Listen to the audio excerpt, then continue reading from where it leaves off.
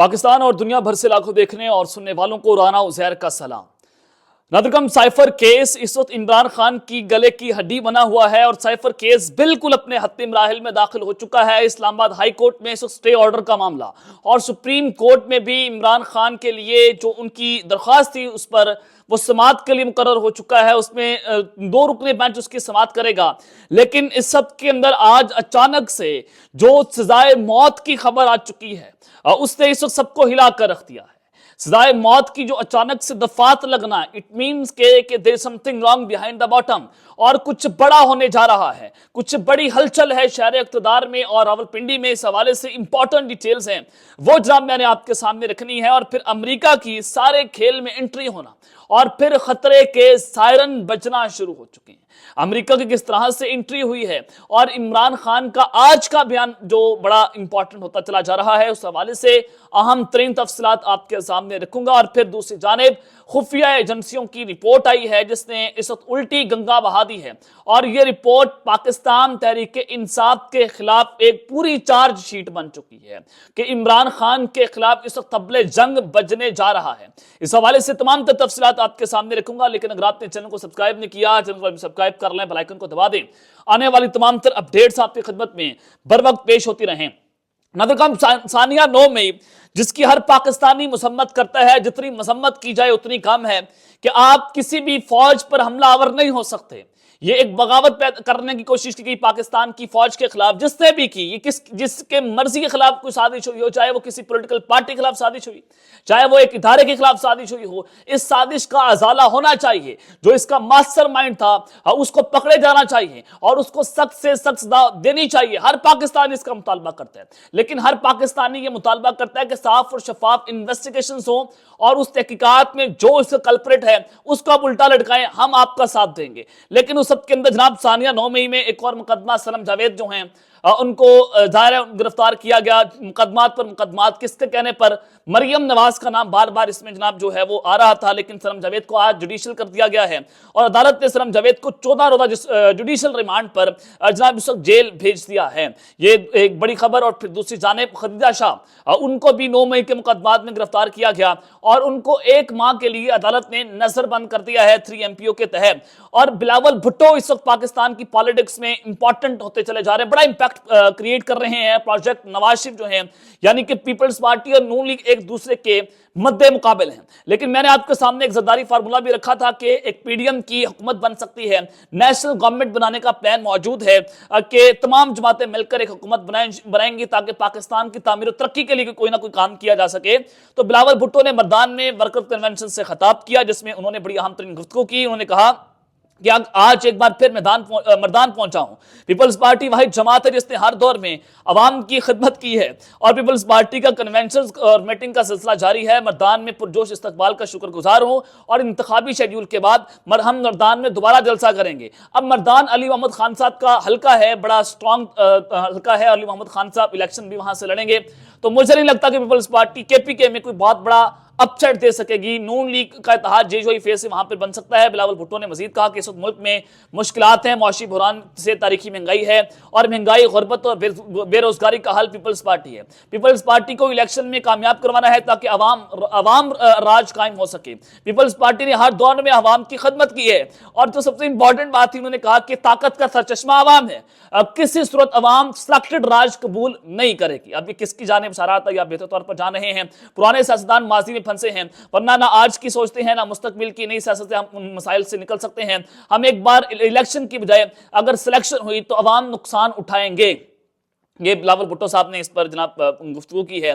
लेकिन सबसे पहले जो इस वक्त इम्पॉर्टेंट है कि खुफिया एजेंसियों की जो रिपोर्ट आई है जिससे गंगा जो है उल्टी बहना शुरू हो गई है, क्योंकि इस वक्त ग्राउंड की रियलिटीज जो आपके सामने रखी जा रही हैं कि पाकिस्तान तहरीक इंसाफ एक बड़ी मकबूल तरीन जमात है, इमरान खान मकबूल तरीन लीडर हैं। एक पूरा सर्वे सोशल मीडिया के जरिए भी लगाया गया और फिर जितने भी सहाफियों ने सर्वेस करवाए उसमें भी आपने देखा कि इमरान खान और PTI जो है उनका एक वोट बैंक बहुत ज्यादा बढ़ चुका है, इंपैक्ट बढ़ता चला जा रहा है और उसको तोड़ना नामुमकिन है एक ग्राउंड रियलिटीज के ऊपर। लेकिन आज सीनियर सहाफी इंसार अब्बासी साहब ने अहम तरीन रिपोर्ट दी है। जब इंसार अब्बासी साहब की खबर आ जाए तो इट मीन्स के अंदर جو ہے اس کی ڈسکشنز ہو رہی ہیں۔ انصار عباسی صاحب نے دعویٰ کیا ہے کہ 8 فروری 2024 کو ہونے والے عام انتخابات میں تحریک انصاف کی شرکت پر پابندی عائد کرنے پر غور نہیں کیا جا رہا، یعنی کہ پاکستان تحریک انصاف بین نہیں ہوگی، اس پر غور نہیں ہو رہا۔ یہ ایک اچھی خبر پاکستان تحریک انصاف کے لیے ہے، لیکن ساتھ ہی جناب جو سب سے امپورٹنٹ بات تھی وہ یہ ہے کہ سابق اپوزیشن لیڈر نے بھی اس حوالے سے اپنی پیشن گوئی کر دی تھی کہ راجہ ریاض نے بیان دیا تھا کہ بیلٹ پیپر پر پاکستان تحریک انصاف نہیں ہوگی، تاہم وہ بھی کہتے ہیں کہ صورتحال بدل چکی ہے، یعنی کہ پولیٹیکل ڈائنامکس بالکل تبدیل ہیں، صورتحال بدلتی چلی جا رہی ہے۔ یہاں پر پاکستان تحریک انصاف کے لیے ایک اچھی جو تازہ ہوا کا جھونکا ہے وہ آیا ہے، اور پاکستان تحریک انصاف کو الیکشن لڑنے کی اجازت دی جائے گی، لیکن ساتھ ہی انہوں نے واضح کیا کہ پی ٹی آئی کو الیکشنز میں زیادہ ووٹ نہیں پڑیں گے، زیادہ ووٹ نہیں پڑنے والے۔ پی ٹی آئی جو میں نے آپ کو پہلے بتایا تھا کہ پاکستان تحریک انصاف کو الیکشن سے باہر نکال کر آپ الیکشن کریڈیبلٹی کو ختم کر دیں گے، بہت سارے سوالات کھڑے ہو جائیں گے، عالمی پریشر بڑھتا چلا جائے گا، عوام کا پریشر ہو جائے گا، تو پاکستان تحریک انصاف کو سسٹم کے اندر رکھنا چاہیے۔ سسٹم کے اندر رکھ کر اگر آپ ان کو ہرا دیں تو ویل اینڈ گڈ، عوام قبول کر لے گی۔ جب آپ گھوڑے کو ریس سے نکال دیں گے اور اکیلے گھوڑے کو کہیں گے جناب ہاں اب طول جو ہے وہ ریس میں جناب بھاگ جا، اکیلا بھاگ جا اور جیت جا، یعنی کہ اس سے تو پھر جیتنا ہی جیتنا ہے۔ پی ٹی آئی کو آپ مائنس نہیں کر سکتے تھے، اب یہاں پر فیصلہ ہو کہ ہم پاکستان تحریک انصاف کو مائنس نہیں کر رہے۔ انصار عباسی صاحب نے جو سب سے امپورٹنٹ بات کی، انہوں نے کہا کہ میرے انٹیلیجنس ایجنسیز کے اہم ذریعے نے بتایا ہے کہ پاکستان تحریک انصاف کی مقبولیت محض کئی سنی باتیں ہیں، ان کا حقیقت سے کوئی تعلق نہیں ہے، یعنی کہ جو گراؤنڈ ریئلٹیز ہیں پاکستان تحریک انصاف کی کوئی مقبولیت نہیں ہے۔ یہ جناب ایجنسیز نے اپنا فیصلہ جو ہے وہ سنا دیا ہے، ان کی رپورٹس کے مطابق، ان کے سرویس کے مطابق۔ اب گنگا الٹی یہاں سے بہی ہے اور زمینی حقائق عوامی تاثر سے بالکل مختلف ہیں۔ دی نیوز کی جانب سے حال ہی میں کرائے گئے سروے کے مطابق پاکستان تحریک انصاف کی مقبولیت پنجاب میں 41% ہے، جبکہ نون لیگ کی 28% ہے اور پیپلز پارٹی کی 4% ہے۔ اور جو سب سے امپورٹنٹ بات تھی کہ جو سروے میں جواب دینے والے ہر 5 میں سے تقریباً 2 لوگوں نے کہا کہ اگر عمران خان پارٹی کے سربراہ ہوں گے تو وہ پاکستان تحریک انصاف کو ووٹ دیں گے، اور آدھے ووٹرز نے کہا کہ عمران خان پارٹی کے سربراہ نہ ہوں گے تو پھر بھی ہم پاکستان تحریک انصاف کو ووٹ دیں گے۔ اب یہ سرویز ہو رہے ہیں اور ایجنسیز کی رپورٹ انصار عباسی صاحب کے مطابق اس وقت وہ عمران خان کے حق میں نہیں ہیں، کہ گراؤنڈ ریئلٹیز بالکل اس سے مختلف ہیں۔ اب دوسری جانب جناب جو اس سارے کھیل کے اندر عمران خان جو ہیں ان کے خلاف طبل جنگ بجا ہے، اور سائفر کیس جو ہے اس میں اچانک سے سزائے موت کی خبر آ جانا اور اس کے بعد امریکہ کی اس پورے کھیل کے اندر انٹری ہونا، یہ اس وقت بہت امپورٹنٹ ہوتا چلا جا رہا ہے۔ عمران خان صاحب نے ایک رجیم چینج آپریشن کا ایک بیانیہ بنایا تھا، اس رجیم چینج آپریشن کے تحت عمران خان صاحب کہتے ہیں کہ میری حکومت کو گرایا گیا، اور ان کے بقول کے یہ سارا کچھ ہوا اور رجیم چینج کر کے امپورٹنٹ سرکار ہم پر مسلط کر دی گئی۔ یہ عمران خان صاحب کا ایک بیانیہ تھا اور سائفر کا کیس تھا، اور سائفر کے کیس میں وہ جیل کے اندر بیٹھے ہوئے ہیں، اس میں بری طرح سے پھنس گئے ہیں، اور اس سب کے اندر انہوں نے اس کا سب سے بڑا جو الزام تھا وہ امریکہ کو لگایا کہ ڈونلڈ لون نے پاکستان کو دھمکی دی ہے، اور جو پاکستان کے جو ہمارے میسرز تھے ان کو دھمکی دی گئی کہ اگر عمران خان کو نہ ہٹایا گیا تو پاکستان کو مشکلات کا سامنا کرنا پڑے گا، اگر ہٹا دیا گیا تو پاکستان کو معاف کر دیا جائے گا۔ اب یہ سارا سائفر کا معاملہ تھا، اور سائفر کے سارے کیس کے اندر اب عمران خان صاحب جو ہے ان کے خلاف طبل جنگ بج چکا ہے، لیکن اس سب کے اندر امریکہ بھی اس سارے کھیل میں کودا ہے۔ سب سے پہلے عمران خان صاحب نے جو آج جج صاحب سے بات کی وہ بات یہ تھی کہ 21 نومبر اور آج بغیر کارروائی کے سماعت کو جج صاحب نے ملتوی کر دیا، اور دوران سماعت عمران خان اور شاہ محمود قریشی نے کسی بھی قسم کی کوئی شکایت نہیں کی ہے۔ آج سماعت کے دوران عمران خان اور شاہ محمود قریشی کے اہل خانہ بھی موجود تھے۔ عمران خان نے جج سے مکالمہ کیا کہ میرے بیٹے کی سالگرہ ہے، عمران خان کے بیٹے کی سالگرہ تھی اور فون سے بات کروانے سے متعلق درخواست کی تھی، آپ بیٹے سے ٹیلیفون گفتگو کرنے کی اجازت دے دیں۔